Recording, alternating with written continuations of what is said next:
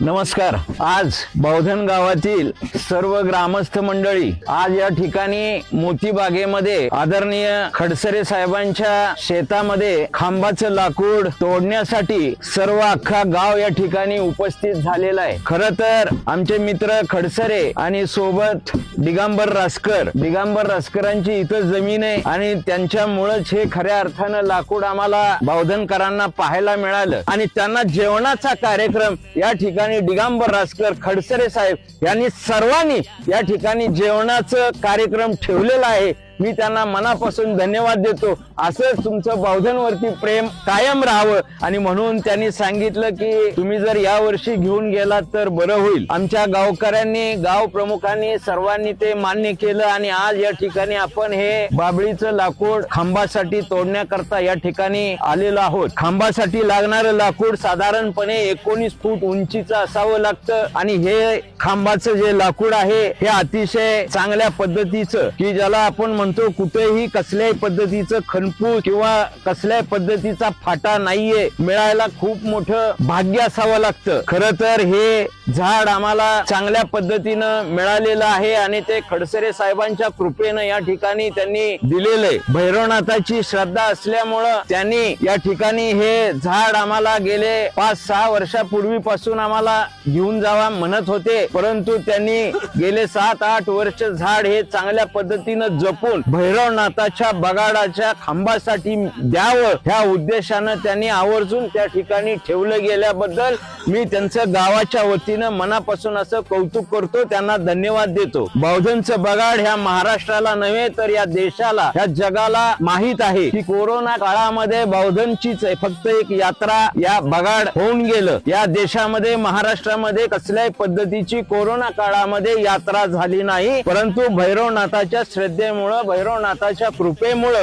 एक ही श्रद्धा असल्यामुळे हे भैरवनाथाचं बगाड त्या काळामध्ये निघालं गेलं। भैरवनाथाचे खऱ्या अर्थानं भैरवनाथावरती असणाऱ्या सर्व लोकांची एक नितांत श्रद्धा आहे आणि ह्या श्रद्धेपोटीच हे बौद्धनचं बगाड गेले कित्येक वर्षापासून सुरू आहे आणि ते आजही सुरू राहिलेलं आहे आणि भविष्यामध्ये हे चांगल्या पद्धतीनं सुरू राहणार आहे। भैरवनाथाच्या बगाडाची माहिती मी तुम्हाला या ठिकाणी थोडक्यामध्ये सांगू इच्छितो। भैरवनाथाच्या बगाडाला 2 दगडी चाका असतात। 2 दगडी चाकामध्ये एक लाकडाचा कणा असतो। लाकडाच्या कण्यावरती बुट असतं, बुट्यामध्ये दांड्या असतात आणि बुट्यावरती साठा, साठ्यावरती वाघ, वाघावरती खांब, खांबावरती बाहुली आणि बाहुलीवरती एक शीड असतं। त्या शिडाला एक नवसाचा बगाड टांगला जातो आणि असं हे बगाड हे बौद्धनचं बगाड येत्या 8 तारखेला होणार आहे। तरी आपण सर्वांनी त्या ठिकाणी 8 तारखेला बगाड पाहण्यासाठी यावं। 7 तारखेला शाही पद्धतीचा छबिना होणार आहे। 7 तारखेला बगाड आम्ही भैरवनाथाच्या मंदिरासमोर हा गाडा रथ उभा करत असतो। त्या ठिकाणी अख्खा गाव हे बगाड बांधण्याकरता बगाड तयार करण्याकरता येत असतो। होळी पौर्णिमेला बगाड्या कोण, नवसाचा बगाड्या कोण हे होळी पौर्णिमे दिवशी रात्रीच्या 12 वाजता ठरलं जातं म्हणण्यापेक्षा तो कौल लावला जातो आणि ज्याच्या नावानं जो कौल लागेल त्याच्यावरती तो बगाड येतो आणि हा बगाड घेण्यासाठी साधारणपणे 60-70 लोक त्या ठिकाणी उपस्थित असतात। 60-70 लोकांचा हा नवस असतो आणि एक महत्वाचा भाग त्याच्यामध्ये ज्याचा नवस पूर्ण होईल त्या पूर्ण झालेल्या माणसावरती बगाड येत असतं, अन्यथा नवस पूर्ण झाला नाही तर बगाड हे येत नाही आणि होळी पौर्णिमेला हा बगाड्या कोण आहे हे ठरणार आहे। ह्या बगाडाला सर्वसाधारणपणे 12 बैल त्या ठिकाणी जुंपली जातात। बौद्धन गावापासून भैरवनाथाच्या मंदिरापासून साधारणपणे 4-5 किलोमीटर अंतरावरती सोनेश्वर या ठिकाणी हा रथ जात असतो आणि तो रथ माघारी येत असताना त्या ठिकाणी त्या शिडाला हा बगाड्या टांगला जातो। नवसाचा बगाड्या टांगल्याच्या नंतर त्या ठिकाणी 12 बैल जुंपली जातात। 12 बैल अशी जुंपली जातात, दुर्वीला 2 बैल, दुर्वी चावडी 6 बैली, 8 बैली, 10 बैली आणि 12 बैली अशा पद्धतीची बैल त्या ठिकाणी जुंपली जातात। त्या ठिकाणी गाडा उभा बैल जुंपलेले असतात त्यावेळेला उजव्या बाजूला अर्ध्या गाड्यावरती भोसले तर्फची माणसं असतात आणि डाव्या बाजूला पिसाळ तर्फची अर्धी माणसं उभी असतात। पिळकावणीवरती 2 माणसं उभी असतात। पिळकावणीवरची 2 माणसं ही खऱ्या अर्थाने त्या ठिकाणी गाडा कसा चालावा, कसा न्यावा, अशा पद्धतीचं मार्गदर्शन करण्याकरता त्या ठिकाणी पिळकावण्यावरची 2 माणसं उभी असतात. त्या ठिकाणी उजव्या बाजूला भोसल्यांचा माणूस, भोसले तर्फेचा माणूस असतो, डाव्या बाजूला पिसाळ तर्फेचा माणूस असतो आणि दुर्वीला खऱ्या अर्थानं 1 वर्ष पिसाळांची बैल, दुसऱ्या वर्षी भोसल्यांची बैल, अशा पद्धतीची गाडा हा जुंपलेला जातो. खरं तर ही बैल बघण्यासाठी तुम्ही सर्व मंडळींनी त्या ठिकाणी खिल्लार जातीची चांगली बैल, देखणी बैल, मोठी बैल, भाळ मापाची बैल पाहायची कुठं असतील तर बावधन गावच्या बगाडासाठी, बगाडाला बैल बघण्यासाठी तुम्ही यावं, अशा पद्धतीची मी तुम्हाला विनंती करणार आहे.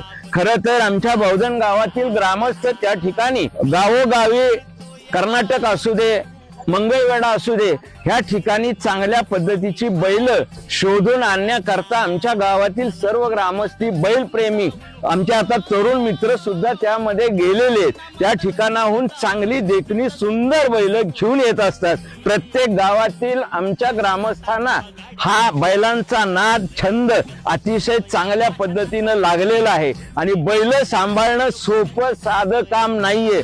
एक बैल साधारणपणे 5 लाख रुपये या किमतीचा बैल असतो. कोण ज्याच्या त्याच्या कुवतीप्रमाणे ही बैल घेऊन येत असतात. कोण 3 लाखाचा आणतो, कोण 5 लाखाचा आणतो. आमच्या पोपटगिरी गोसाव्यांचा सारखा माणूस 7 लाखाला देखील बैल घेऊन येत असतो. अशा मी स्वतः माझा एक बैल 5 लाखाला घेऊन मी कर्नाटक मधनं घेऊन आलेलो आहे आणि खऱ्या अर्थानं माझ्या बैलांच्या सारखीच बावधन गावामध्ये अशी बरीचशी बैल लोकांनी घेऊन आलेली आहेत आणि ही बैल सांभाळण्याकरता त्यांना रतीब खुराक हा अतिशय चांगल्या पद्धतीनं दिला जातो. गव्हाचं पीठ दिलं जातं, मकाचा भरडा दिला जातो, शेंगदाण्याची पेंड दिली जाते. अशा पद्धतीचा आणि खायला मका वगैरे. सांगायचा उदात्त हेतू हा मित्रांनो की चांगली बैल सांभाळण्याचं काम ह्या बगाडाच्या निमित्ताने आमच्या गावातील सर्वच्या सर्व मंडळी करत असतात. म्हणून मी बावधन गावातील सर्व ग्रामस्थांचं मनापासून माझ्या वतीनं कौतुक करतो की खऱ्या अर्थानं ह्या बैलांच्या मुळे, ह्या बगाडामुळं खऱ्या अर्थानं बावधनचं नाव हे महाराष्ट्रामध्ये नव्हे तर देशामध्ये गाजलेले जाईल. त्या ठिकाणी चांगला बैल जर घ्यायला बाजारामध्ये आम्ही गेलो तर त्या ठिकाणी विचारलं जातं की तुम्ही बावधनवाले का, मोठा बैल पाहिजे म्हटलं की बावधनवाले का. अशा पद्धतीची एक बावधनची चर्चा ह्या महाराष्ट्रामध्ये, कर्नाटकमध्ये जाईल. त्या बाजारामध्ये, मोठ्या बाजारामध्ये, मग पंढरपूर असू दे, पुशेगाव असू दे, कर्नाटक असू दे, आतनी असू दे, या ठिकाणी ह्या बावधन गावाचं नाव ह्या भैरवनाथाच्या रथामुळं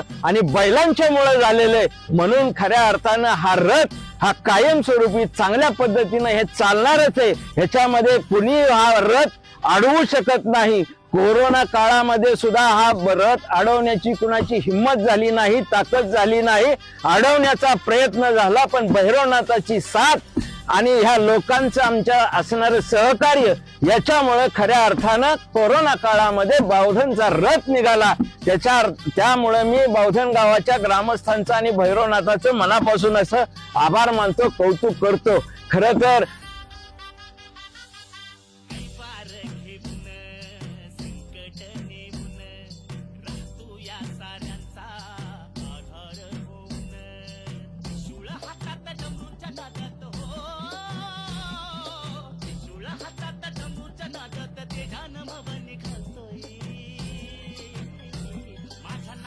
बगाड्या झुलतोय तुला लानयो भगत खुलतोय, माझ्या नाताचा बगाड्या झुलतोय तुला लानयो भगत खुलतोय, माझ्या नाताचा बगाड्या झुलतोय तुला लानयो भगत खुलतोय, माझ्या नाताचा बगाड्या झुलतोय तुला लानयो भगत खुलतोय.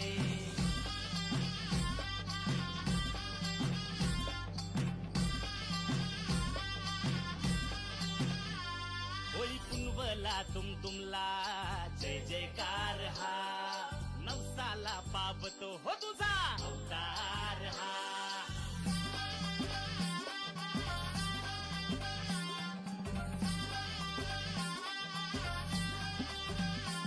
होई कुंवला तुमला जय जयकार हा, नवसाला पावतो हो तुझा अवतार हा. कौलान मिळतो या स्वामी हाय फिरी राजा.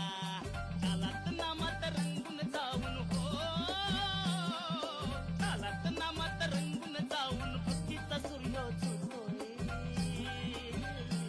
माझ्या नाताचा बगाड्या झुलतोय तुला लानयो भगत खुलतोय माझ्या नाताचा बगाड्या झुलतोय तुला लानयो भगत खुलतोय माझ्या नाताचा बगाड्या झुलतोय तुला लानयो भगत खुलतोय माझ्या नाताचा बगाड्या झुलतोय तुला लानयो भगत खुलतोय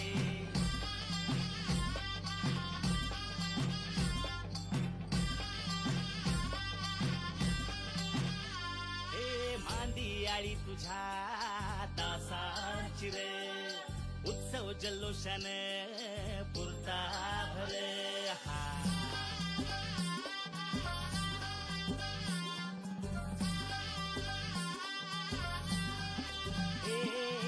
मांदी आळी तुझ्या दासांची रे उत्सव जल्लोषान पुरता भर नंदीच्या साथीने गाडा सर असं म्हणती तुझं